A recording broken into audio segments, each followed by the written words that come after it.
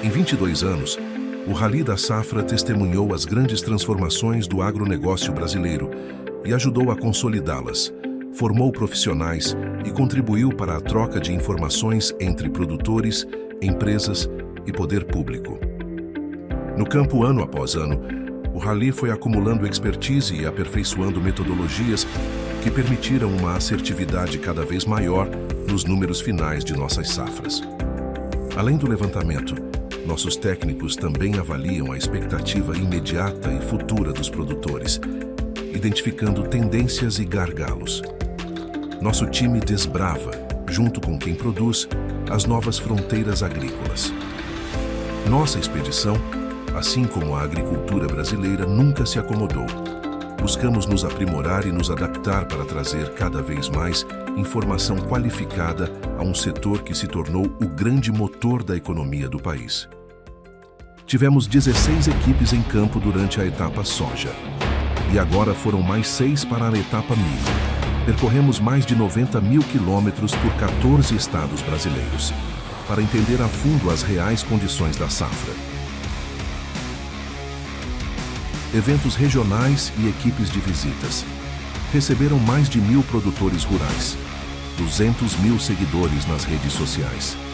Acompanharam nossos infográficos, vídeos e podcasts. Com o time de especialistas da AgroConsult e dos patrocinadores da expedição. Continue conosco nessa jornada. Senhoras e senhores, sejam todos muito bem-vindos a mais um evento do Rally da Safra. Esse evento que marca o encerramento da etapa milho.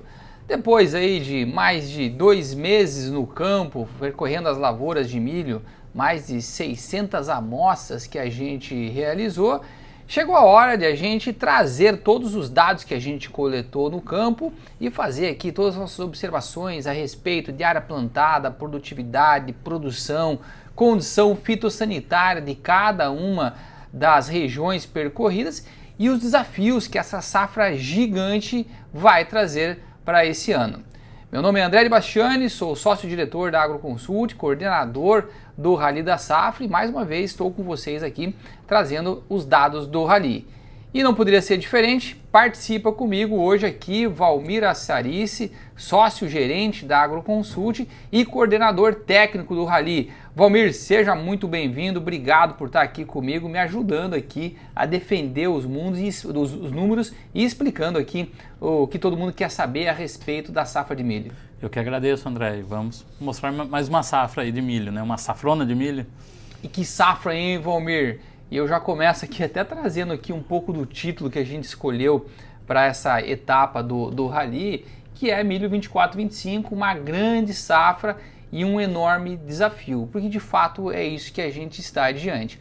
Uma safra de milho gigantesca, a gente já falava aqui quando a gente fez o lançamento da etapa milho, né? Já trabalhava com uma safra recorde em termos de produção, ainda não era recorde em termos de produtividade, mas já era uma safra muito grande e naquele momento a gente já via aqui um pouco dos desafios. E agora eu acho que mais do que nunca, vocês vão ver hoje aqui os números que nós vamos apresentar, uma safra muito grande de milho, incontestável essa safra de milho que nós estamos iniciando a colheita, mas uma safra que traz uma série de preocupações quando a gente for olhar para colheita, para escoamento, para exportação, armazenagem. Então, desafio também é o que não falta para essa safra. Então, muito obrigado a todos vocês por estarem participando de mais esse evento do Rally da Safra e espero que se acompanhem até o final aqui, que a gente vai ter muita informação para compartilhar com vocês. Faço de novo uma referência aqui aos nossos patrocinadores, que é graças a eles aqui que a gente consegue colocar esse projeto no campo. Mas vamos lá, Valmir, vamos falar aqui um pouco então, até mesmo consolidando essa etapa do Rally da Safra. É sempre um momento muito importante para a gente quando a gente chega nesse momento, que encerramos a etapa soja, a etapa milho. São mais de 120 dias de trabalho que a gente teve no campo, números corridos de dias, mais de 100 mil quilômetros que a gente percorreu desde o início do ano, 22 equipes, só agora no milho foram 6 equipes, né, Valmir, que a gente colocou, e fizemos mais de 2.200 lavouras avaliadas. Batemos o nosso recorde de amostragem soja E batemos agora também o nosso recorde de amostragem em milho. Foram 1.600 lavouras de soja avaliadas e mais 608 lavouras de milho. E tudo isso para a gente conseguir trazer cada vez mais informação, mais detalhes de cada uma das regiões percorridas. E eu acho que para consolidar todo esse trabalho, esse evento para a gente é muito importante, porque a gente tem a oportunidade de compartilhar com vocês tudo que a gente viu, tudo que a gente escutou, as contas que a gente fez, né, Valmir, as análises que a gente realizou em relação a essa safra. Então, muito feliz de chegar a esse momento e agradeço mais uma vez aí vocês que participaram de todo esse processo do Rally da Safra. Bom, vamos então contar um pouquinho da história dessa safra, Valmir. E eu acho que quando a gente fala dessa safra, a gente tem que começar falando de clima. E de fato, o clima é o grande protagonista dessa safra de milho. Nós tivemos uma condição climática muito favorável para o desenvolvimento das lavouras e essa é a grande razão que a gente vai trazer aqui para esses grandes números de produção que a gente está trazendo. Mas eu acho que é bom a gente contar um pouquinho dessa história, então aqui a gente trouxe aqui um pouco dos mapas de precipitação acumulada, primeiro de janeiro, fevereiro e março, e depois mais aqui abril, maio e junho. E se a gente pegar lá em janeiro, né, Valmir, eu acho que era um momento que a gente estava iniciando os plantios aí das lavouras de milho, a gente tinha preocupações em relação ao clima. Primeiro porque era um momento que a gente via aí que as lavouras de soja estavam tendo seu ciclo um pouco alongado e isso de uma certa forma atrapalhava o início do plantio das lavouras de milho. Tanto é que quando a gente fez o evento de largada aqui da etapa milho, uma das preocupações que a gente trouxe para vocês dizia respeito ao calendário de milho e a janela de plantio mais tardia do que outros anos, um pouco fora do normal. E isso muito em relação ao comportamento do clima ao longo do mês de janeiro, que a gente não começava a plantar, né? Demorou o início do plantio ao longo do mês de janeiro e eu acho que tinha muito pouco plantio nesse primeiro momento. Perfeito, André. Esse mês de janeiro, conforme você já falou, né, choveu bastante, alongou a soja, teve muita dificuldade de colher a soja. A gente falava em soja ardida, soja também sendo perdida no campo. E além do calendário do milho, também prejudicou um pouco o algodão, né? A segunda safra no Mato Grosso, por exemplo, entrou muito tarde, bem né? mais tarde. Então o risco não era só para o milho, como uma segunda safra total, né? Mas daí, Valmir, veio o mês de fevereiro, a gente já teve uma condição climática muito mais favorável para o plantio e eu lembro que os dados que a gente vinha mostrando de atraso em termos de plantio foram em boa parte recuperados ao longo do mês de fevereiro. Então acho que mês de fevereiro foi um mês muito importante em termos de recuperação do ritmo de plantio, avançou bem. E daí, Valmir, eu acho que a gente pode falar que a partir daí foi só alegria, né? Mês de março a gente teve uma condição de umidade muito boa, inclusive conseguimos finalizar o plantio do milho com umidade elevada, que muitas vezes não acontece, né? A gente até teve ali entre fevereiro e março alguns períodos um pouco mais secos, se pega lá a região de Goiás, pega Minas, a gente até teve algumas regiões que deixaram de plantar, acho que Minas é um bom exemplo, né, Valmir? Minas Gerais foi um estado que março entrou muito seco e inclusive produtores deixaram algumas áreas de lado, não plantaram com medo de que na sequência viesse uma estiagem muito grande. Exato, André. Acho que é um dos únicos estados da nossa pesquisa aqui, do nosso levantamento, que teve uma redução de área. A gente escutou, tinha uma expectativa de aumento da área igual aos outros estados, confirmou-se uma redução, muita devolução de semente devido a esse clima mais seco, né? Que se o pessoal resgatar um pouquinho na memória, a gente já apresentou esse clima mais seco lá na soja, que também tirou algumas sacas de produtividade nessas regiões. Muito bem lembrado, Valmir. Eu acho que março aqui também acho que vale a pena a observação em relação ao comportamento do clima no Mato Grosso do Sul, no próprio estado do Paraná, que ficou um pouco mais seco. Mas a partir daí eu acho que a gente teve uma regularização muito boa das chuvas e eu acho que as condições climáticas que vieram se desenvolvendo até então foram bastante favoráveis. Eu lembro que quando a gente fez aqui o evento de largada do Rally, a gente estava preocupado com dois fatores. Primeiro era se a gente tivesse um encerramento das chuvas, né? Vamos dizer ali que de abril para maio, de maio não tivesse mais chuva, e daí isso poderia prejudicar essas lavouras implantadas um pouquinho mais tardiamente, e a gente tinha uma preocupação grande também com as geadas, né? Perfeito, André. Era essas duas grandes preocupações, né? O corte prematuro das chuvas, que estava um pouco mais desenhado, um pouco um cenário mais já pronto quando a gente fez a largada do rally, mas foi o que mais foi falado ao longo dessa segunda safra, né? Era esse prolongamento ou corte das chuvas em abril. Se cortasse em abril era um cenário, se cortasse em maio era outro cenário, se cortasse, fosse até junho, seria o melhor dos mundos, né? E realmente foi isso que a gente viu a partir de março e abril, né? Não parou mais de chover, choveu praticamente em todas as regiões nesta safra. Eu lembro quando a gente chegou em maio aqui, os dados que a gente compartilhou no evento, a gente já falava que Mato Grosso tinha algo em torno de 70% da safra já com bom potencial, o próprio Goiás com 60%, mas a dúvida ficava lá mais por conta do Mato Grosso do Sul, Paraná, São Paulo, que precisavam mais de chuva. Mas daí veio o mês de maio, com boas chuvas, e, acredite ou não, a gente teve chuva ao longo do mês de junho também. Então, pessoal, a gente até viu agora um atraso no início da colheita das lavouras de milho no Brasil, mas que é algo até positivo, porque esse atraso está muito relacionado a um nível de umidade grande no campo, então as lavouras ainda estão enchendo o grão, estão se desenvolvendo, demoraram mais para iniciar a colheita, mas isso não é algo ruim, né? Isso é algo bom, porque quer dizer que a gente está colhendo altas produtividades. Digamos assim, é um problema, mas é um problema bom, né?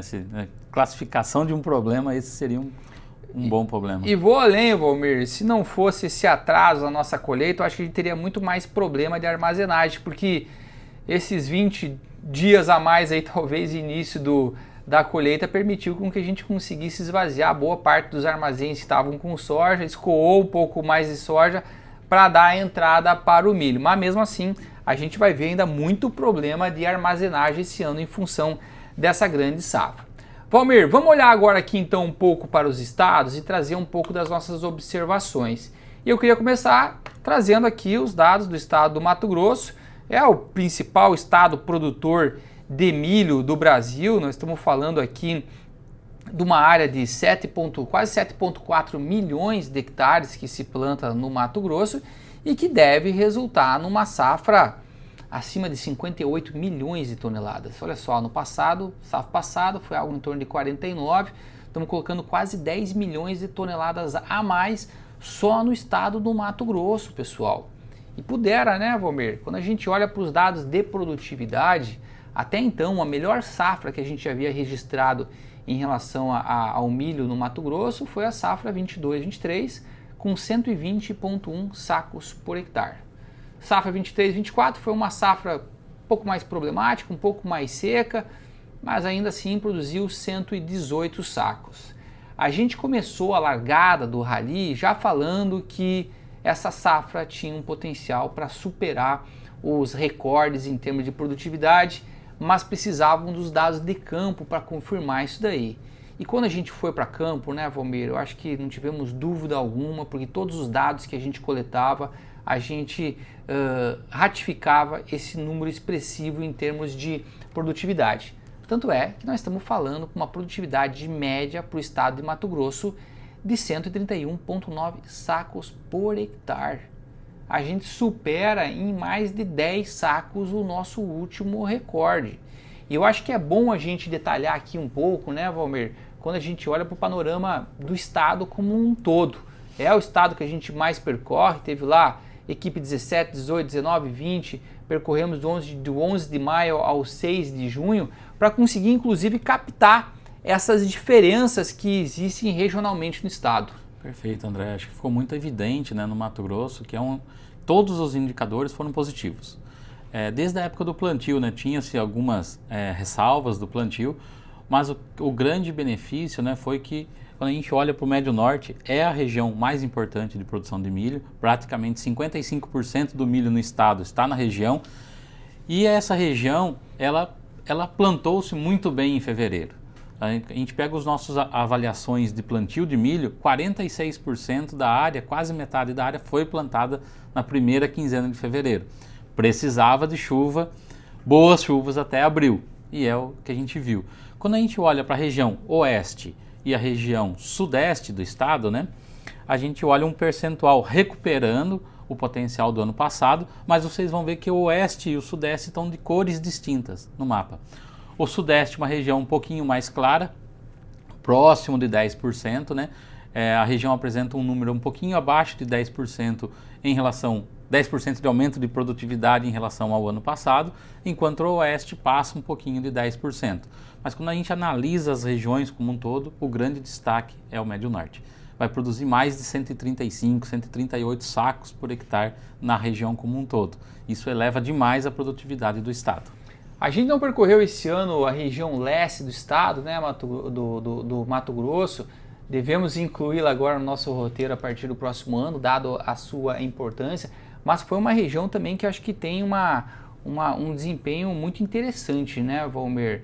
Uma produtividade ainda mais baixa, até porque você tem regiões com um potencial produtivo um pouco menor, mas também teve um ganho muito grande em relação aos últimos anos. Perfeito, André. Acho que a sua colocação foi perfeita, exata. É a região que ainda tem a menor produtividade absoluta entre as quatro, mas em percentualmente é o maior aumento. A expectativa é que a região colha a melhor safra, é o melhor desempenho dos últimos anos. Valmir, nós vamos falar ainda um pouco dos indicadores técnicos de campo que a gente coletou, mas antes vamos mostrar os dados aqui do estado de Goiás. E o estado de Goiás tem outro aqui, resultado fantástico, né? Estamos falando de uma produtividade média de 126,1 sacos por hectare. É um ganho bastante expressivo do que a gente teve em relação à safra anterior, que já era uma safra recorde, né? O estado de Goiás teve uma performance fantástica na safra anterior, 119 era o recorde, mas agora passa a ter outro recorde absoluto. O estado de Goiás é um estado que a gente percorre bastante também, que a gente está presente lá, principalmente nessa região sudoeste, então tivemos duas equipes percorrendo o estado.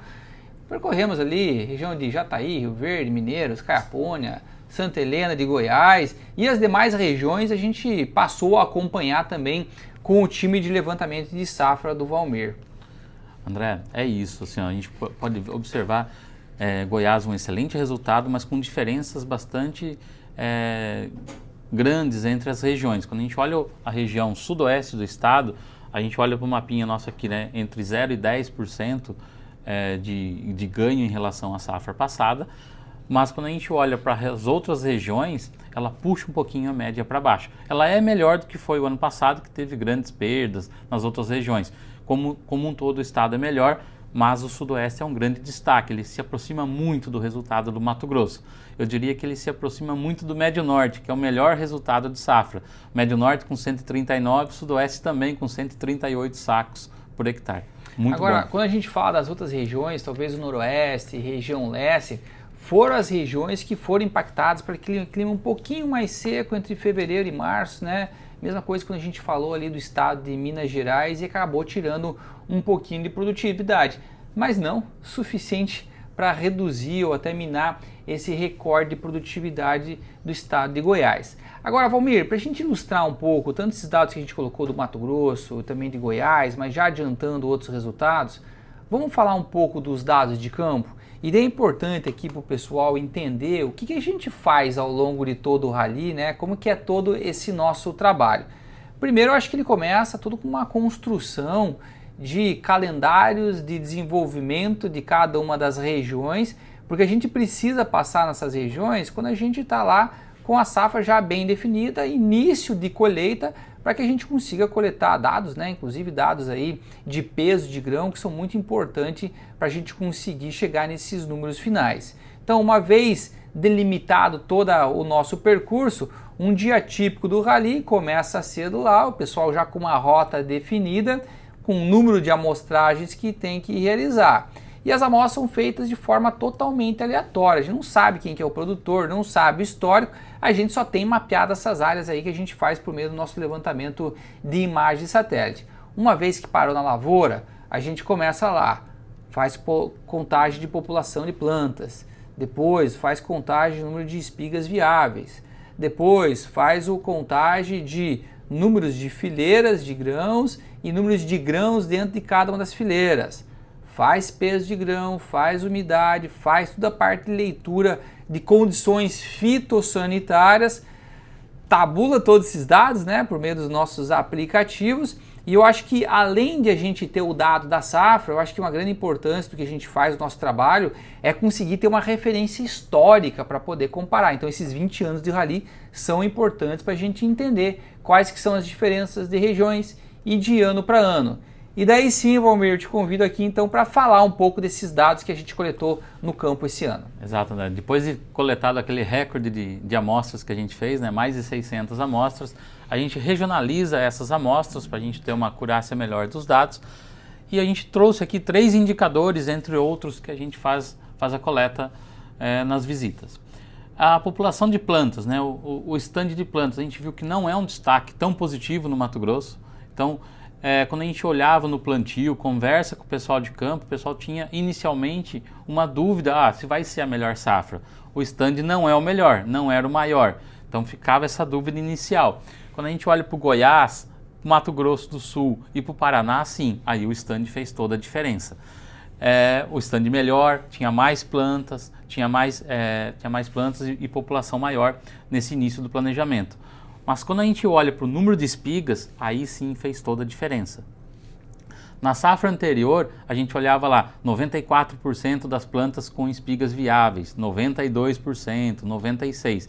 E esse ano foi um cenário completamente diferente. A média é 98%. Valmir, a gente pode atribuir que esse número de espigas viáveis maior do que a gente viu ano passado está atrelado à presença de percevejo e o dano do percevejo maior na safra passada ou ainda mais controlado desse ano? Perfeito, André. A gente olha na soja, a gente viu indicadores de percevejo ainda altos na soja, mas em queda em relação ao ano passado. Isso diria que para você que foi predominante para essa melhora no número de espigas. Não só de percevejo, mas também a gente viu um melhor controle de cigarrinha, a gente viu plantas pouco enfesamento nas áreas. Diria que para você que tem todos os indicadores, tem todas uma doença, mas os indicadores principais é muito melhor. Então, de maneira geral, temos uma população de planta que não é o grande diferencial, principalmente quando a gente olha para o Mato Grosso, mas que de uma certa forma é compensado por um maior número de espigas viáveis. E quando a gente fala de número de grãos, que está muito refletido em termos de tamanho de espiga? André, quando a gente fala a espiga, então a gente tem uma população basicamente recorde de espigas em todas as regiões, que já é o primeiro fator positivo. E quando a gente olha, essas espigas elas são maiores e tem muito mais grão, como o gráfico que a gente trouxe do lado ali, né? Um gráfico de base 100 para a gente comparar os 3 estados, Mato Grosso, Goiás e MS. A gente olha lá no início desse gráfico, né, em 2021, e a gente olha o 24, 25. No Mato Grosso, 23% a mais de grãos por espiga. Mesmo no ano do recorde, né, a gente encontrava 112, hoje a gente encontra 11 pontos percentuais acima do ano do recorde no Mato Grosso. Quando a gente olha para o Goiás, a mesma coisa, né, 127 para 131, ainda acima do recorde. E quando a gente olha para o Mato Grosso do Sul, o número de grãos ele foi muito importante, né? Tem muito mais grão do que a gente encontrava nos anos anteriores. Importante ressaltar, né, que isso aqui é um gráfico de base 100, né? Então a gente equaliza tudo no 2021 e começa a trabalhar as variações. Então acho que a grande destaque aqui diz respeito a essa variação que a gente vê ao longo do 24 e 25, né? Que no final das contas, apesar de ter menos população, a gente tem um reflexo muito maior em termos de grãos por espiga e provavelmente aqui também grãos por hectare. Isso é importante a gente trazer, porque quando a gente está fazendo todas as nossas análises, a gente está muito baseado nesses dados de campo, né, para conseguir fazer afinar os dados finais que a gente traz para vocês. Vamos adiante? Vamos falar então um pouco agora do Mato Grosso do Sul. Mato Grosso do Sul nós estamos falando de uma média de 98,1 sacos. Vocês veem que a gente subiu em relação à nossa largada, que a gente falava de 92. Temos uma ótima recuperação em relação à safra 23-24, que foi bastante problemática, e ainda um pouco acima também do recorde de 22-23. E daí no Mato Grosso do Sul, né, Valmir, é importante a gente fazer de novo, né, aquela distinção que a gente sempre faz do que é o comportamento do sul do estado e o comportamento do norte. Sul do estado, eu acho que é muito importante a gente falar que ano passado teve uma condição muito ruim, a gente produziu, acho que foi em torno de 60 sacos por hectare, então assim, perdeu muito em termos de produtividade nessa região sul, e já no região norte não, uma condição muito melhor. Agora, mesmo aqui, né, Valmir, apesar de a gente estar falando 98, a gente pode falar que o Mato Grosso do Sul perdeu um pouco de produtividade, né? Perdeu, André. O Mato Grosso do Sul, a gente olha e tem uma distinção muito grande entre as regiões. O norte plantou num calendário um pouquinho mais atrasado e dependia de chuvas, e choveu.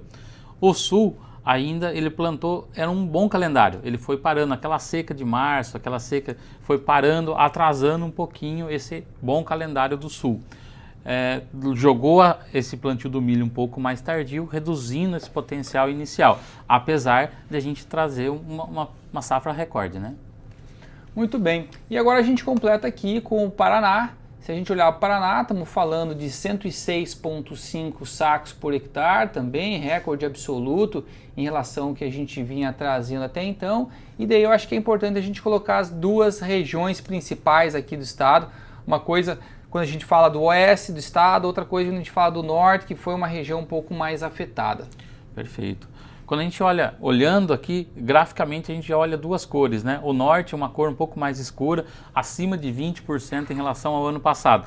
Não é que o resultado seja um bom resultado, mas é que o ano passado foi muito ruim, né? Então é um ganho em cima muito semelhante o norte do Paraná com o sul do MS ano passado, né? Perfeito, André.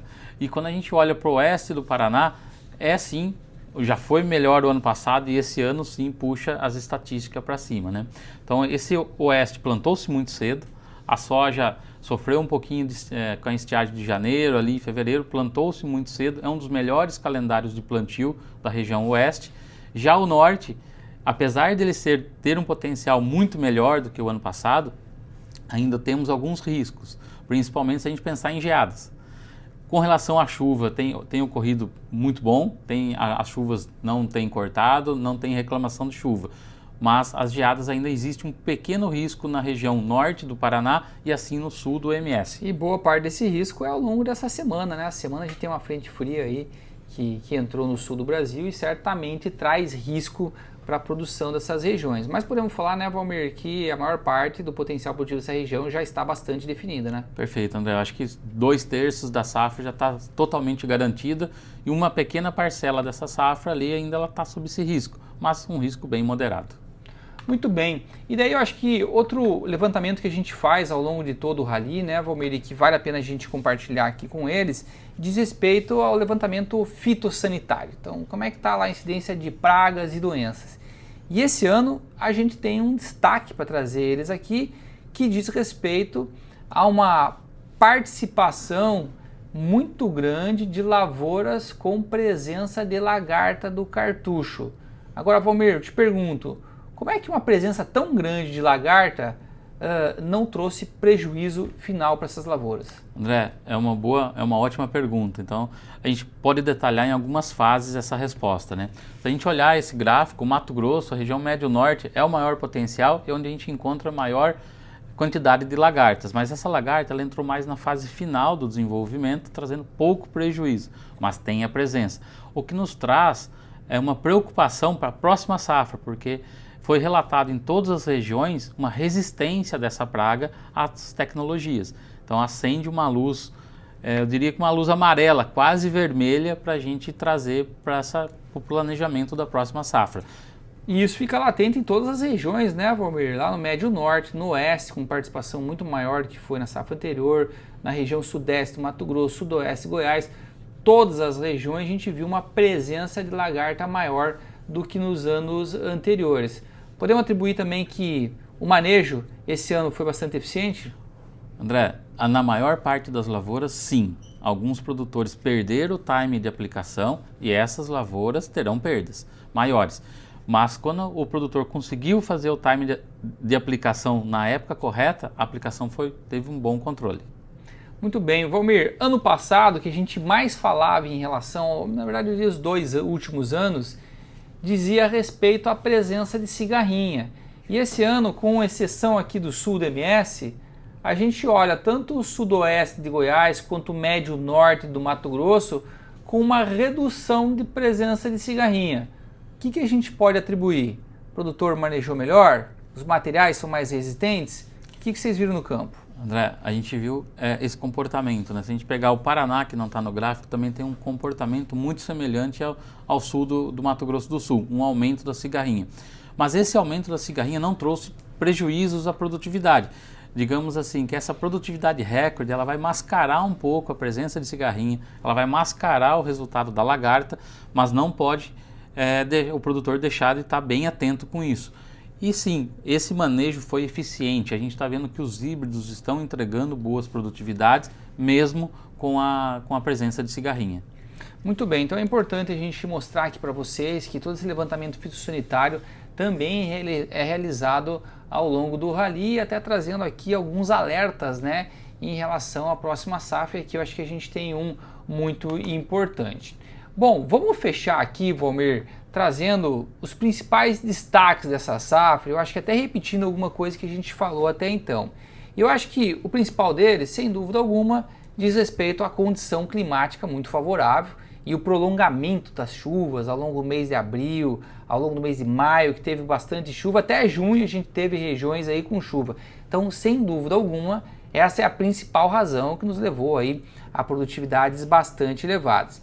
Uma segunda que a gente colocou aqui é a questão de sanidade das lavouras, né? Apesar da presença da lagarta, da cigarrinha e também das manchas, né? Que esse ano a gente viu bipolares com bastante presença, a gente tem uma condição sanitária das lavouras bastante favorável, outro fator eu acho que muito positivo.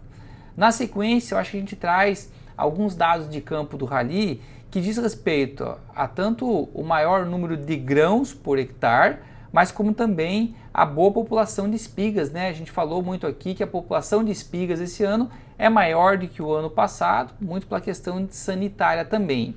E por fim, algo que eu acho que eu queria chamar a atenção aqui de vocês, diz respeito ao ótimo desempenho das lavouras médias e tardias. Porque quando a gente entra nas lavouras precoces, lavouras plantadas lá em janeiro, é comum a gente ver produtividades acima de 150 sacos, a gente viu isso nessa safra, viu nas safras anteriores e é algo que não nos surpreendia, altas produtividades nessas primeiras lavouras implantadas dentro do calendário, vamos dizer, ideal do milho. Agora, o que surpreendeu nesse ano foi o desempenho das médias e tardias, porque regra geral a gente começa a colher com uma produtividade bastante elevada e a produtividade vai caindo. E esse ano isso não aconteceu, ou se aconteceu, é muito menor essa queda do que a gente viu nos anos anteriores. Inclusive a gente preparou aqui uma análise para mostrar para vocês, fazendo esse comparativo. Vamos considerar lá que lavouras tardias, plantadas aí a partir de 20 de fevereiro, tem um potencial em torno de 100 sacos por hectare. É pelo menos o que o produtor espera, né? Plantar algo, colher algo em torno de 100 sacos por hectare. Se a gente olhar para o Mato Grosso, essas lavouras tardias esse ano entregou 123. Se nós olhar para o Goiás, entregou 112, comparando aí com algo em torno de 90 da safra passada. Mato Grosso do Sul, que as tardias do ano passado, colheram aqui algo em torno de 60 sacos, esse ano estão chegando perto dos 100 sacos por hectare. E mesma coisa do estado do Paraná. Então, para mim, Valmir, um dos grandes destaques dessa safra e a razão dessa produção tão alta diz respeito a isso daqui, ó. Lavouras que foram plantadas depois do 20 de fevereiro até o dia 40 de fevereiro, né, Valmir? Até o dia 40 de fevereiro. Que ninguém planta em março, né? E que no final das contas acabaram tendo uma produtividade muito elevada.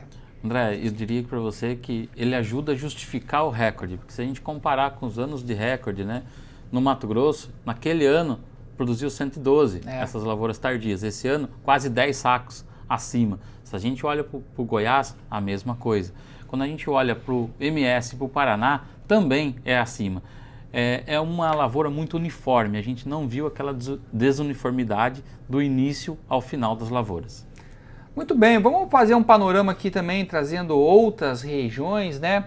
A gente vai falar aqui dos outros estados brasileiros e a gente incluiu aqui também São Paulo, esse ano com uma produtividade em torno de 81,5 sacos por hectare, contra 66,8. Vamos trazer um estado que a gente não havia falado também não, estado de Minas com 91 sacos, contra 90,6 da safra anterior. E um outro grande destaque aqui quando a gente fala do Mapito, né? 95,9 sacos por hectare contra 85,6. São estados que a gente não percorre durante o Rally, mas a nossa equipe está acompanhando todo o desenvolvimento dessas lavouras. E para finalizar aqui, né, trazendo o quadro do Brasil com com as variações em relação à safra anterior, então fica claramente as variações grandes no estado do Mato Grosso do Sul, estado de São Paulo, o próprio estado do Paraná, que foram regiões bastante afetadas esse ano, mas mesmo aí, estado do Mato Grosso, Goiás, que tiveram ótimas safras, estão crescendo 5, 10, 12% em termos de produtividade. E com isso, Valmir, a gente fecha essa safra do Brasil com uma produtividade de 113,8 sacos por hectare. Sabe qual que era o recorde brasileiro até então? Não me lembro, André. 106 sacos. Então a gente está acrescentando aí 7 sacos a mais em relação ao recorde lá da safra 22-23. E agora sim a gente traz para vocês os resultados em termos de produção dessa safra. A gente teve, como a gente já havia comentado, safra 22-23, havia sido o recorde anterior com 111,5 milhões de toneladas. Safra passada tivemos um grande problema de produção, tanto no São Paulo, Mato Grosso do Sul e Paraná, reduzimos a nossa produção para 103. Foi um ano também que houve uma redução de área, olha só, saíram 17,5 para 17,1 milhões de hectares, a safra 23-24, e daí a gente entra na 24-25, e a gente trouxe um histórico aqui para mostrar para vocês, desde janeiro, o que eram as nossas estimativas em termos de produção e até o que a gente está finalizando agora. Quando a gente começou o Rally, e a gente falou lá, fez o nosso evento, esse foi o número que a gente trouxe para vocês, 112,9 milhões de toneladas, é como a gente estava estimando essa safra. Na época a gente já falava que tinha um potencial muito grande, né, e que poderia ser superado. E era uma safra de 17,9 milhões de hectares, e no qual a gente estimava uma produtividade de 105, ainda abaixo do recorde lá dos 106,1 de 22-23. E agora a gente traz para vocês o fechamento dessa safra de milho, com uma produção estimada em 123,3 milhões de toneladas. Então olha aí, pessoal, são 11 milhões de toneladas em relação ao nosso último número, são aí 20 milhões de toneladas a mais em relação à safra anterior. Então é uma safra muito grande, por isso que a gente falou desde o início lá, né, que era uma grande safra. E trazemos aqui também uma correção em termos de área. Nós estamos falando agora de uma área de milho de 18,1 milhões de hectares. E da onde que vêm os dados de área? Eu acho que é algo importante para a gente apresentar aqui, né, Valmir? Que eles vêm da nossa plataforma de análise de imagens de satélites, o Crop Data, no qual a gente consegue olhar para cada um dos talhões, tanto de soja quanto de milho, de algodão, que são plantados no Brasil. Então agora esse é o momento que a gente já tem uma condição boa de imagens, né, que a gente precisa ter imagens de qualidade, sem nuvens para fazer essa análise, para conseguir trazer esse número. Então tem uma pequena revisão, são 200 mil hectares aqui em relação ao nosso número anterior, mas é um número muito diferente quando a gente olha para os dados oficiais. A gente está falando de 1.200 mil hectares a mais do que os dados oficiais, só aí são quase 8 milhões de toneladas, né? Só quando a gente trabalha em termos de diferença diária, fora o que a gente tem em termos de produtividade, nossa estimada agora em 113,8 milhões, 113,8 sacos por hectare. Pois bem, pessoal, isso aqui diz respeito então à estimativa do milho segunda safra. E como a gente fez anteriormente, já na largada, a gente não quis se limitar só à safra, à segunda safra, mas também trazer o resultado da safra como um todo. Então aqui a gente tem os dados tanto de área plantada quanto de produção, somando a área de milho verão com a área de milho segunda safra. Se a gente olha em termos de área plantada, nós chegamos aí a 22,3 milhões de hectares, não é recorde.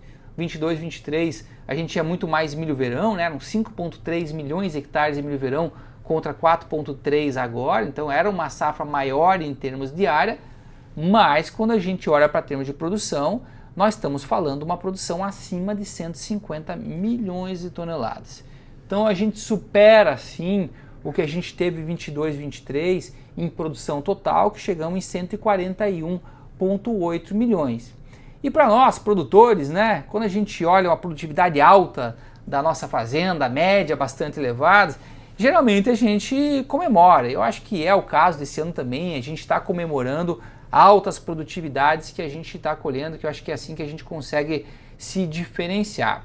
Acontece que uma grande safra traz enormes desafios. O primeiro deles diz respeito à precificação. Nós já vimos aí os preços de milho desde o início do ano recuarem em muitas praças. Aí, se pegar contrato B3, quase R$10 por saco. Se pegar os últimos 2 meses, são mais de R$5, R$6 por saco que o preço acabou recuando, muito em função de o mercado já enxergar uma safra de milho bastante elevada. E eu diria que os desafios estão só começando, porque a gente tem um desafio muito grande agora de pensar no escoamento de toda essa produção de milho.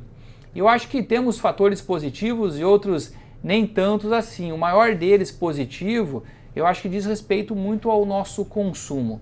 Nós vamos consumir safra 24-25, algo em torno de 97 milhões, pode ser até acima disso daí, que vem embalado por um bom momento que a gente vê do mercado de carnes e também do mercado de milho para produção de etanol, que hoje desses 97 a gente pode colocar aí pelo menos 22, 23 milhões de toneladas para a produção de etanol a partir de milho. E o mercado de rações, no qual lá em maio a gente trouxe até um alerta em função do primeiro caso de gripe aviária em aviário comercial, eu acho que a gente tem um fator positivo que agora, semana passada, né, a gente completou aqueles 28 dias, que é o período necessário para que a gente voltasse a se declarar livre de gripe aviária. Então, de fato, o Brasil agora volta aos mercados para conseguir fazer as negociações e voltar a colocar as nossas carnes no mercado internacional, e isso, sem dúvida alguma, gera mais consumo de ração, gera mais consumo de milho. Então, quando a gente olha para o lado do consumo doméstico, eu acho que a gente tem algo muito positivo acontecendo no mercado brasileiro de milho. Só que a gente está falando só de 97 milhões de toneladas diante de uma produção de 150 milhões de toneladas. Então a gente precisa ainda ir atrás disso daqui, que são as nossas exportações. Nós estamos estimando aqui na Agroconsult que as exportações dessa temporada devem alcançar aí algo em torno de 44,5 milhões de toneladas. Mas o nosso resultado está muito longe disso daí. A gente vai começar a exportar mesmo agora ao longo do segundo semestre, conforme a gente vai colhendo esse milho e conforme a gente deixa de exportar soja, a gente começa a colocar o milho no mercado internacional. Mas tem inúmeros desafios. Tem desafio relacionado à competição com o milho americano, que é mais competitivo. A própria Argentina está colhendo uma safra de milho muito boa também. Estamos diante de um ano no qual a China, que é um importante consumidor, está fora do mercado, tem comprado muito pouco milho no mercado internacional. Estamos diante de um ano também que um grande cliente do Brasil, o Irã, está envolto agora numa guerra com Israel, com os Estados Unidos, inclusive com o fechamento do Estreito de Hormuz, e que traz preocupações em relação à performance desses 44,5.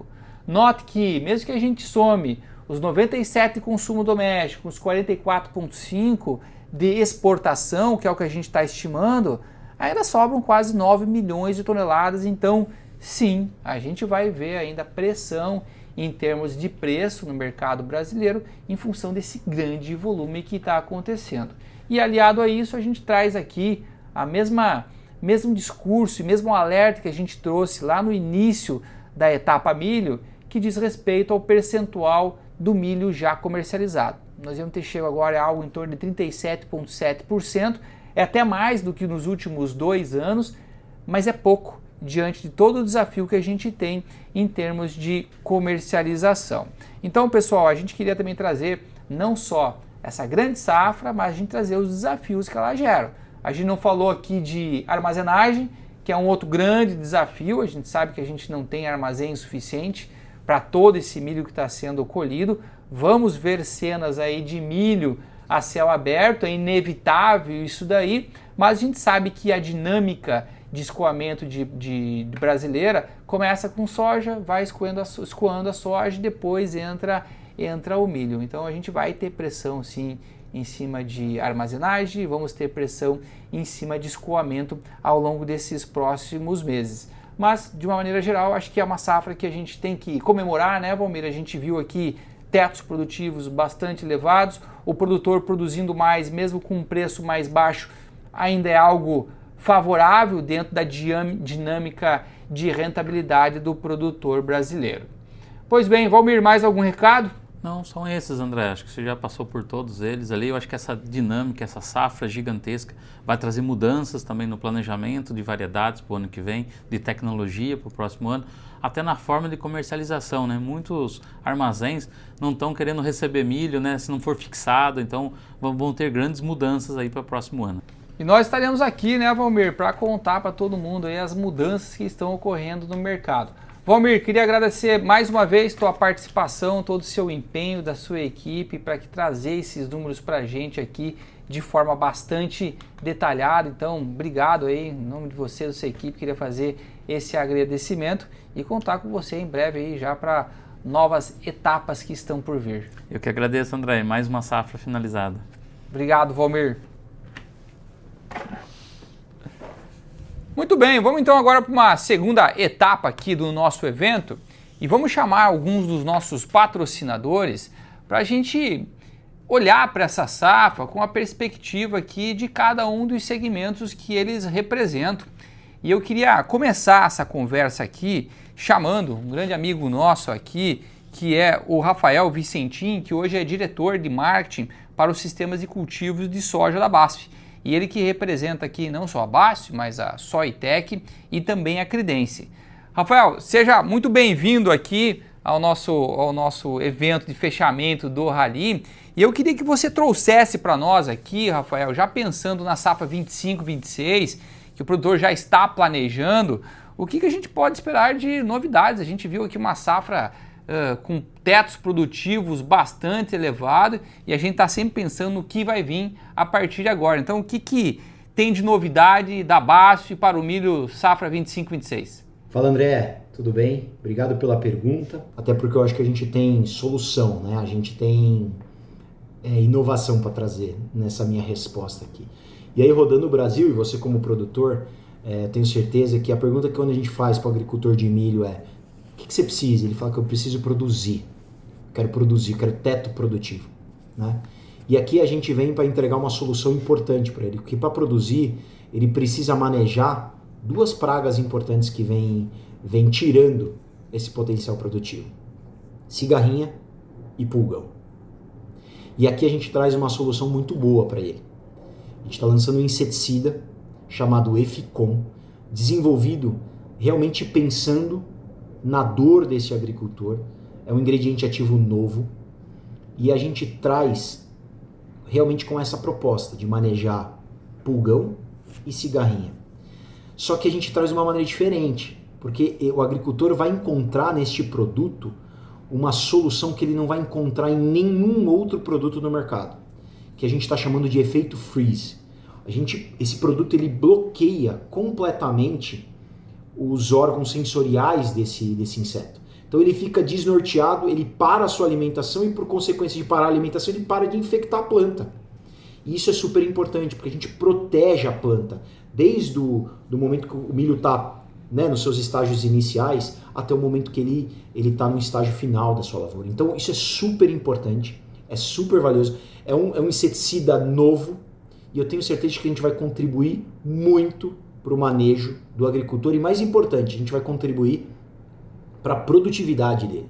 O que a gente está vendo nos ensaios que a gente tem feito com o agricultor, geração de demanda, a gente está falando de mais de 10 mil litros sendo gerados de demanda aí na ponta com o agricultor, é a produtividade.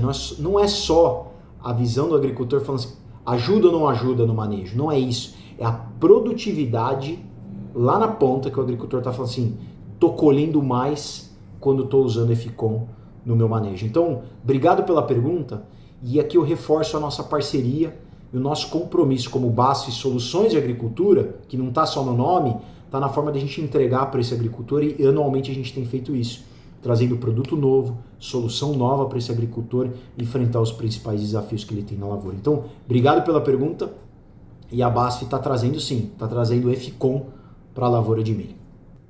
Muito bem, Rafael. De fato, cara, a gente precisa de produtividade e precisamos de manejo, né? Porque A pressão que a gente vê de pragas e doenças no campo é grande. Esse ano mesmo, a gente mostrou aqui para vocês, viu a pressão de lagartas, vimos a pressão de cigarrinha, mas de maneira geral o produtor conseguiu manejar isso muito bem. E a gente sabe que cada ano a gente tem um desafio novo e é bom sim contar com inovação para que o produtor consiga produzir mais.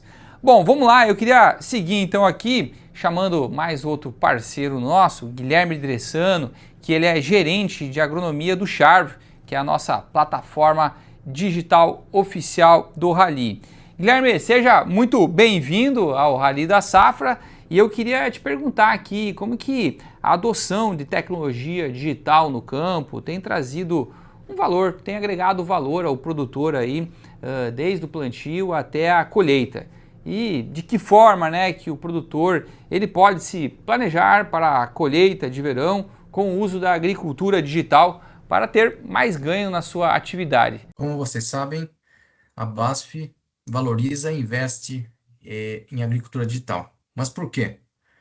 Porque a gente acredita que com ela os produtores podem realmente alcançar maiores patamares de produtividades, além de reduzir perdas e otimizar o uso de insumos, né? Então, a tecnologia é mais um elemento dentro das soluções para a agricultura para que o produtor faça um melhor planejamento das próximas safras, né? Então, no fim do dia, quando a gente fala de digitalização, é muito mais sobre aumentar, ampliar a visão que o produtor tem das suas próprias lavouras para que eles tomem decisões mais assertivas, mais inteligentes, baseadas em dados, do que reduzir, de fato, a presença deles no campo, né? Então, isso é algo que vai continuar sendo essencial.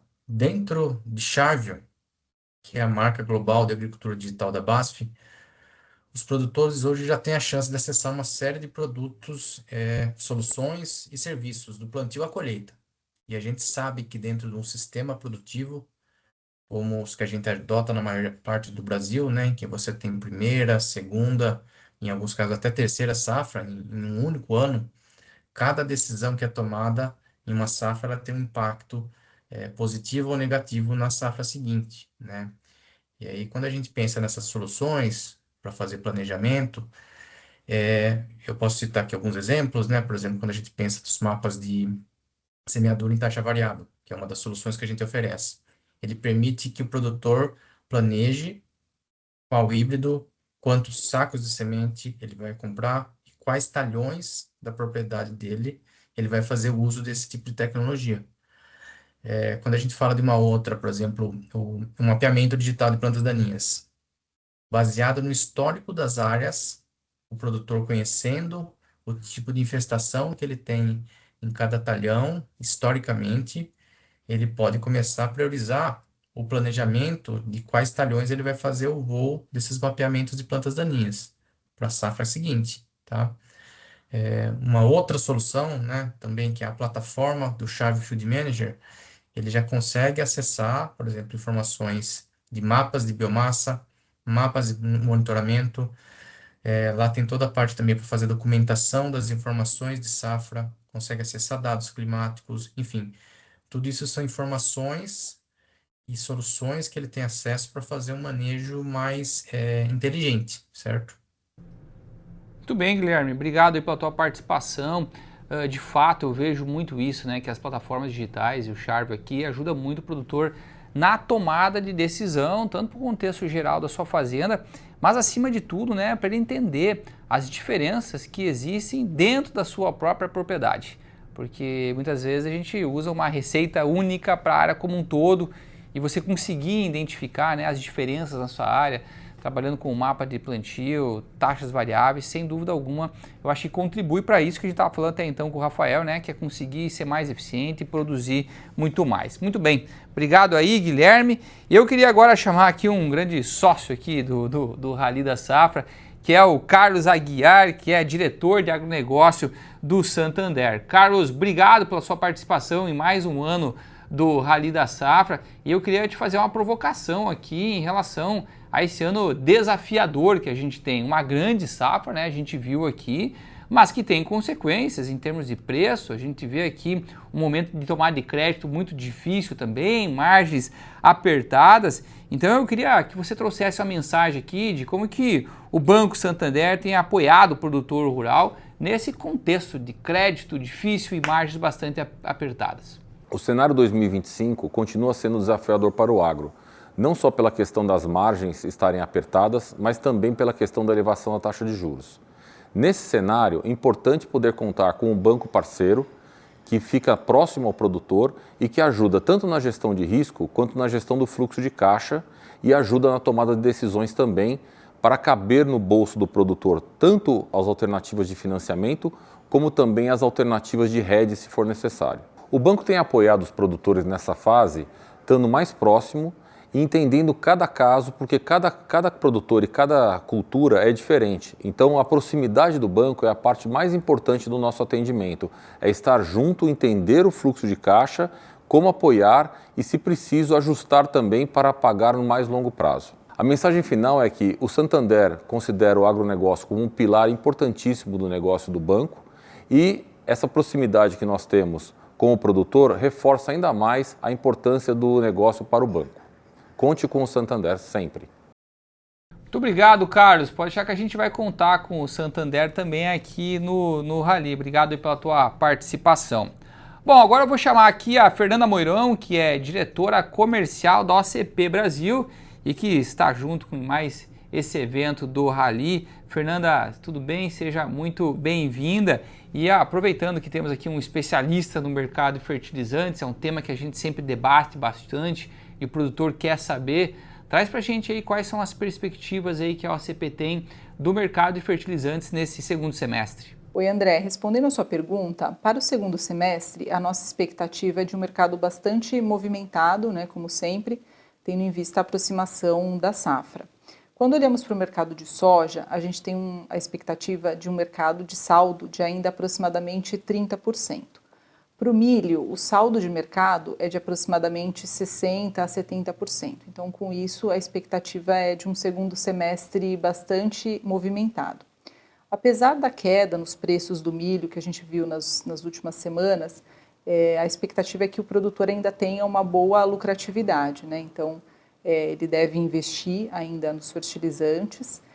Todo esse nutriente que foi extraído com altas produtividades precisa ser reposto. Então, a nossa expectativa é bastante positiva para o segundo semestre, tendo um mercado recorde novamente de entrega de fertilizantes no total. A nossa expectativa é de que seja acima aí de 47 milhões de toneladas e a OCP Brasil continua à disposição do produtor, sendo um fornecedor confiável de fertilizantes fosfatados.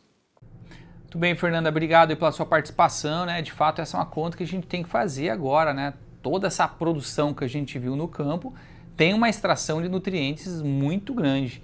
E para a gente continuar produzindo bem, né? Altas produtividades próxima à safra, a gente tem que, no mínimo, repor toda essa extração. Muito bem. Obrigado, Fernanda e OCP, pela participação. Vamos adiante? Quero chamar agora Alexandre Dalforno, que é diretor de desenvolvimento de mercado IoT e 5G da TIM Brasil. Alexandre, obrigado pela sua participação. A gente tem conversado muito aqui, né, sobre ganhos de eficiência, ganhos de produtividade. E eu queria que você trouxesse aqui da perspectiva da TIM, né, como que ela tem contribuído para o produtor aumentar a eficiência, reduzir seu custo e trabalhando aí com conectividade desde o plantio até a sua colheita. Olá, André, tudo bem? É um prazer estar aqui novamente patrocinando, né, o Rally da Safra, esse evento maravilhoso, né, esse trabalho maravilhoso que é feito. E a TIM, né, ela tem atuado no campo, né, levando muito mais do que conectividade. Nós hoje, com a solução 4G TIM no campo, nós levamos conectividade a mais de 21 milhões de hectares, né, ajudando mais de 60 grandes grupos do agro a habilitar a transformação digital no campo brasileiro, né? O que essa solução faz? Ela conecta a máquina, conecta sensores e conecta principalmente a operação agrícola, né? Fazendo com que uma única solução baseada no 4G permita com que dados sejam levados para a nuvem, né, armazenados na nuvem e trabalhados para transformar uma agricultura de precisão, que já ajuda demais o produtor brasileiro, em uma agricultura de decisão baseada em dados. Nessa linha de ajudar o produtor rural também a trabalhar com os dados, lançamos no AgriShow a solução do Smart Bio Pragas, em parceria com a Smart Breeder, uma solução que usa inteligência artificial e IoT para ajudar no manejo das pragas, fazendo com que você tenha um manejo mais sustentável e mais eficiente para o produtor rural. Além disso, André, a TIM conta hoje com agrônomos que nos ajudam a entender o dia a dia do produtor rural e nos ajuda a garantir que nós estamos levando soluções que façam diferença para esse produtor, aumentando a produtividade e, sem dúvida nenhuma, levando sustentabilidade para a produção brasileira. Muito legal, Alexandre. Eu estive com vocês na AgriShow, conheci esse time de agrônomos. De fato, vocês têm uma equipe aí muito preparada para conectar o produtor aí com todas essas soluções que você comentou. Agora é hora de falarmos sobre soluções de biológicos para o manejo das lavouras. E eu quero chamar aqui um amigo nosso, Batista, que é diretor de vendas da Biotrop. Batista, seja muito bem-vindo aqui a mais um evento do Rally da Safra. E eu quero te perguntar aqui como que essa pressão forte de lagartas que a gente viu e até mesmo o aumento de doenças fúngicas tem afetado as nossas lavouras e o papel dos biológicos aqui para trazer proteção às lavouras, mas também um manejo mais eficiente e sustentável da agricultura brasileira. Olá, André, tudo bem? Primeiro agradecer a todos vocês aí pela oportunidade que a Biotrop tem novamente de estar participando do Rally da Safra, nesse momento, né, da etapa de milho, da etapa de milho 24-25. E nós, né, sabemos que e aí pelos números que têm sido informados, essa safra tem sido uma safra bastante recorde em todos os sentidos, né? Recorde na área plantada e principalmente recorde na produtividade, onde se coloca aí quase 10% de aumento de produtividade em relação à safra passada. Bom, a Biotrop, quando a gente fala sobre a sua pergunta, sobre o manejo, né, da cultura do milho, especificamente sobre doenças fúngicas e lagartas, a Biotrop, né, por ser, né, uma empresa líder em biológico e líder principalmente em inovação, trouxe para esse ano, né, as situações, primeiro do bombardeiro, que é o nosso produto já conhecido no mercado, já referência em vários controles de doença, em várias culturas, né, pudemos efetivamente colocá-lo no manejo do produtor de milho com resultados bastante interessantes. Então você que não conhece o bombardeiro, por favor, né, tenha contato com o produto. E logicamente o grande lançamento desse ano foi o BioBrev Full, né, um bioinseticida focado nas lagartas de difícil controle, que todos vocês vêm observando dia a dia, um aumento grande, né, do ataque dessas doenças, principalmente pela seleção que tem sido feita, né, através da transgenia, né, do milho, e a gente tem observado que essa transgenia, essa resistência dia a dia, ela diminui com maior rapidez, né, o controle. Posto isso, o nosso produto é um produto muito eficiente, composto, né, com 3 bacilos. Espero que vocês tenham a oportunidade de conhecer. Nós tivemos aí vendas importantes nessa safra que ajudaram o produtor a controlar essas lagartas, que realmente são lagartas importantes, né, e que realmente levam boa parte da produtividade do produtor brasileiro. E novamente agradecer vocês e dizer, a Biotrop é uma escolha natural. Escolha a Biotrop quando você pensar em manejo regenerativo das culturas. Tá dado o recado, então. Obrigado aí, Batista, pela sua participação. Bom, agora eu vou chamar para a conversa o José Ricardo Bossel, que é comercial de parcerias da JDT Seguros, um outro grande parceiro do Rally da Safra. Ricardo, seja bem-vindo ao nosso evento. E eu queria te perguntar aqui um questionamento que a gente sempre recebe, né? A gente viu altas produtividades no campo, na segunda safra de milho, e muitas vezes o produtor questiona, né? Eu não preciso de seguro, estou produzindo bem, não preciso de seguro. Então eu queria que você trouxesse aqui um pouco dessa análise em relação à participação do seguro e a importância da gente trabalhar o seguro agrícola no Brasil. Olá, André. É um prazer estar aqui com vocês, representando a JDT Seguros em mais um evento do Rally da Safra. Essa é uma dúvida bem comum entre os produtores, principalmente para aqueles que ainda veem o seguro como um custo a mais. Mas é justamente nesses momentos que ele se mostra ainda mais estratégico. Quanto maior o potencial da safra, maior também é o impacto financeiro de uma perda localizada. E a gente sabe que os riscos no campo continuam existindo. Basta um único evento, como uma estiagem ou uma chuva de granizo, para comprometer todo o resultado da lavoura. E aí que entra o seguro, como um apoio real para o produtor não ficar desamparado diante dos imprevistos. Mais do que proteção, ele também facilita o acesso ao crédito, ajuda no planejamento e dá mais tranquilidade para tomar decisões com segurança. Por isso, o seguro agrícola não deve ser visto só como uma solução emergencial. Ele é uma estratégia de gestão para quem quer seguir crescendo com estabilidade no campo. E aqui na JDT Seguros, nós estamos preparados para oferecer soluções personalizadas, pensadas de acordo com a realidade de cada produtor. Aproveito para convidar todos que estão nos acompanhando a conhecer mais nosso trabalho pelos canais da JDT. Vai ser um prazer conversar com vocês. Muito obrigado, André. Obrigado, Ricardo. Vocês sabem que a gente é um grande defensor aqui, incentivador do seguro agrícola. A gente precisa de políticas agrícolas, inclusive, que tornem essas ferramentas cada vez mais competitivas.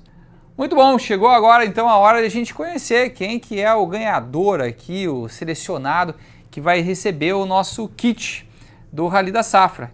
E já tem um nome aqui, Jairo Bortoli, produtor rural de Palotina, no Paraná. Obrigado pela sua participação, a gente vai entrar em contato e vai mandar esse kit diretamente para você. Muito bem, pessoal, aproveito também agora para falar que todo esse material que a gente apresentou está disponível aqui no link, né, o e-book do Rally, clica lá, você consegue ter acesso a todo esse material, compartilhar ele com seus amigos, utilizar em apresentações, faça o melhor uso possível. Pessoal, então a gente vai encerrando mais uma etapa do Rally da Safra. Geralmente esse é o momento que a gente encerra todas as interações do ano do Rally da Safra, mas esse ano vai ser um pouco diferente, então não vou dar um adeus, vou dar só um até breve, porque vem aí a etapa algodão do Rally da Safra. É isso mesmo, o mercado tem nos cobrado há tempo já que a gente fizesse o mesmo trabalho que a gente faz em soja e milho para o algodão, então a gente organizou aqui as nossas equipes, os nossos patrocinadores, para continuar aqui por mais uns 3 meses trazendo informações para vocês, e agora é a vez do algodão. Então fiquem conectados que logo mais a gente vai ter mais informações para compartilhar com vocês. Um grande abraço. O algodão brasileiro veste o mundo. Mas quem revela a real força dessa fibra? Em 2025, o Rally da Safra entra em campo para entregar algo inédito, um diagnóstico técnico completo da produção algodoeira. 3 equipes, 2 semanas, milhares de quilômetros rodados, dados, histórias e conexões com quem faz o algodão acontecer. Rally da Safra, etapa algodão. Hoje não vim falar de vitórias, vim falar de desafios, porque são neles que parcerias se fortalecem. O desafio de ter safras de sucesso, o desafio de superar obstáculos, de inovar e desenvolver as melhores soluções. O desafio de levar você ao topo, que trouxe um manejo eficiente, sustentável e altamente produtivo. O desafio que nos inspira há mais de um século. Cultivar legados. Soluções BASF e Soja. Seu legado é nossa maior conquista. A realidade da agricultura é digital. Os agricultores fazem a diferença no campo, abrindo as porteiras para a transformação digital com o Charvio e rentabilizando ainda mais seu negócio, de forma simples, prática e direta, com diversas soluções digitais baseadas em dados e mapas que podem ser utilizadas desde o plantio até a colheita. Nosso mapa de Power Zone combina índices históricos de vegetação e de área foliar para fornecer uma visão do potencial produtivo do talhão e trazer as melhores recomendações por meio dos mapas de análise de solo e de semeadura em taxa variável. A gestão nutricional do talhão para o sistema soja-milho tem uma nova metodologia para amostragem de solo baseada em zonas de potencial produtivo, com redução de custos operacionais na ordem de 40% em relação ao sistema grid em 4 hectares, 62% em 2 hectares e 77% em 1 hectare. A semeadura em taxa variável possibilita maior eficiência no uso de sementes para melhor uniformidade do campo com incremento na produtividade de até 3,18% na soja, 5,4% no milho e até 6,4% no algodão. O mapeamento digital de plantas daninhas na pós-emergência permite a aplicação localizada de herbicidas, resultando em um manejo eficiente e na otimização média de 61% nos recursos para as culturas de soja e algodão e entre 70% e 90% na cultura de cana-de-açúcar. O timing de aplicação usa a inteligência agronômica do Charvio para ajudar na melhor estratégia de manejo de fungicida nas culturas de soja e milho, trazendo, com 99% de performance, a recomendação dos melhores dias para a aplicação do defensivo. A solução de dessecação em taxa variável para a soja proporciona menor variabilidade de maturação da lavoura antes da colheita, com 30% de economia média de produto. E a aplicação de regulador de crescimento em taxa variável uniformiza a lavoura de algodão durante a safra, melhora a qualidade da fibra e traz economia média de 25% em produto, promovendo sustentabilidade e aumentando a rentabilidade do agricultor. Viva essa nova realidade da agricultura. Junte-se à comunidade do Charvio. Planeje melhor. Produza mais.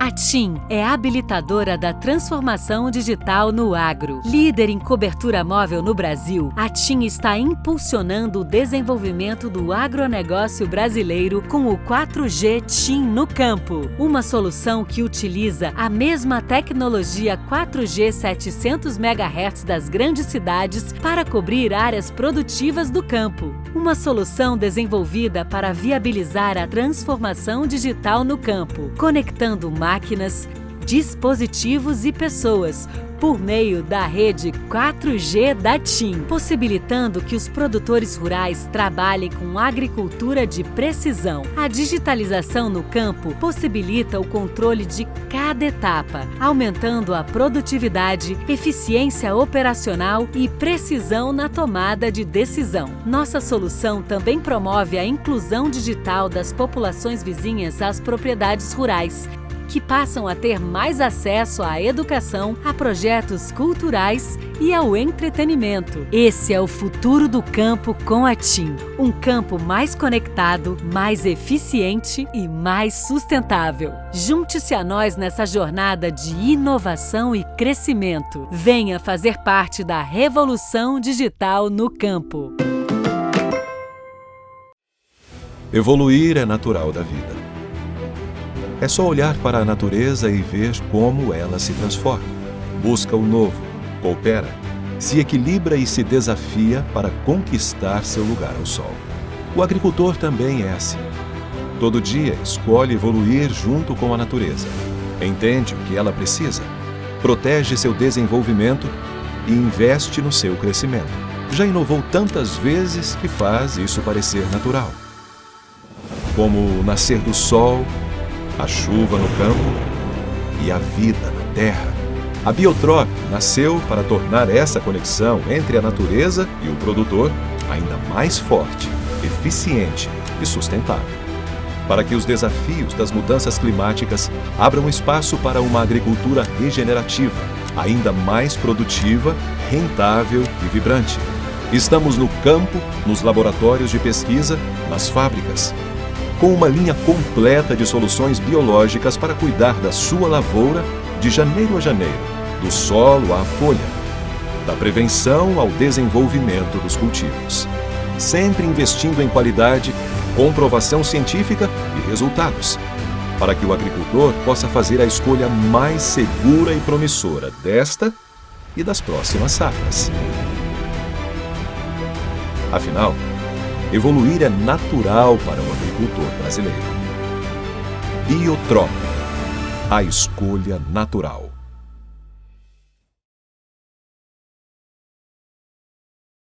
O agronegócio é o setor em que o Brasil cumpriu sua promessa de ser uma potência global.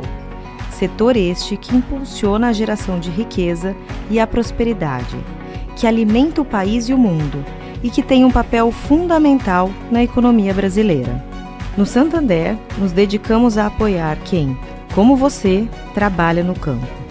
Colocamos o cliente em primeiro lugar, no centro das nossas decisões. E como é que se faz isso?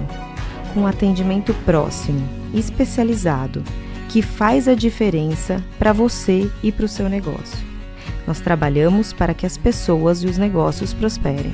Atuamos em toda a cadeia do agronegócio, oferecendo soluções estruturadas para parceiros estratégicos como cooperativas e agroindústrias, que vão desde a relação com fornecedores até a relação com o meio ambiente, com o compromisso de preservação e carbono neutro, respeitando os recursos naturais e as comunidades locais, gerando negócios mais sustentáveis.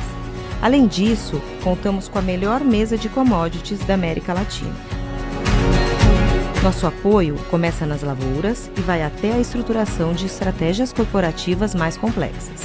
Para nós, o importante é garantirmos a melhor experiência aos nossos clientes, com agilidade, previsibilidade e, acima de tudo, sustentabilidade. Santander, o banco do agronegócio.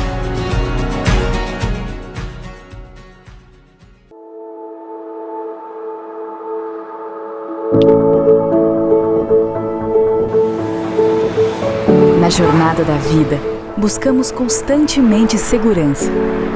Um alicerce que nos permite enfrentar os desafios do desconhecido. Nesse ciclo, a JDT Seguros se posiciona como um pilar da proteção humana. A JDT compreende a grandiosidade desse compromisso. Nós protegemos sonhos, realizações e patrimônios. Nossa responsabilidade vai além de um contrato ou uma pólice. Desafiamos o impossível quando todos os dias saímos de nossas casas com mentes repletas de ideias e corações tomados pela esperança. São essas ideias e esperanças que se tornam as sementes de um futuro promissor. Na JDT Seguros, plantamos a segurança que florescerá em momentos cruciais. Somos os arquitetos do amparo, construtores de escudos que protegem não apenas bens materiais, mas a base de cada jornada humana.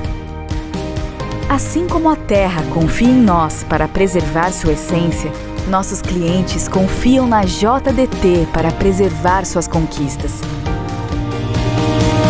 Nascemos em 2008 para atender às necessidades de proteção do agronegócio brasileiro.